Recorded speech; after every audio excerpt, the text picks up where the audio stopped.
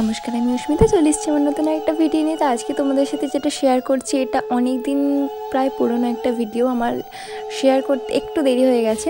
তো এটা আমি করেছিলাম আমাদের বাড়িতে লক্ষ্মী পুজো হয়েছিল, যখন কোজাগরি লক্ষ্মী পুজোর দিন এটা আমি করেছিলাম।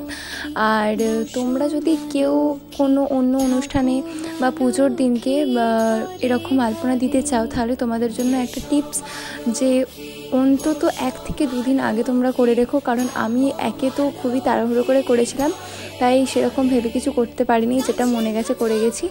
আর তার উপরে যখন পুজো হয়েছিল আমার অর্ধেক আলপনা উঠে গিয়েছিল, তো আমার খুবই খারাপও লেগেছিলো। এখানে কিছু করারও নেই, যেহেতু সমস্ত জিনিসপত্র রাখা হয়েছিল এখানটাতে, তো তাই জন্য অনেক কিছু উঠে গিয়েছিলো। তো যাই হোক, মোটামুটি একটা আলপনা দিয়েছিলাম সেদিনকে, কালার দিয়েই করেছিলাম, ভেবেছিলাম একটু টেকসই হবে।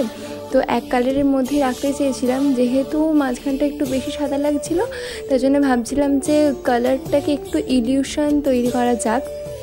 যেটা আমার মেন কালার ছিল আগে থেকে, সেই কালারের ওপরে ভিত্তি করে, যেরকম দেখতে পাচ্ছ হালকা একটু মেরুন কালার আর কি এখানে করেছি।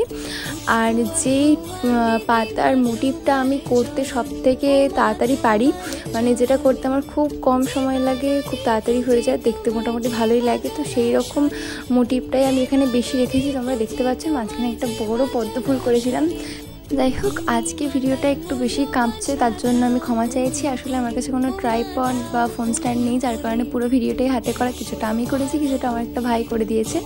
তো আজকের কলকাতা তোমাদের কীরকম লাগলো অবশ্যই জানিয়ে। দেখা হচ্ছে আমার পরের ভিডিওতে। সবাই ভালো থেকো, সুস্থ থেকো, বাই।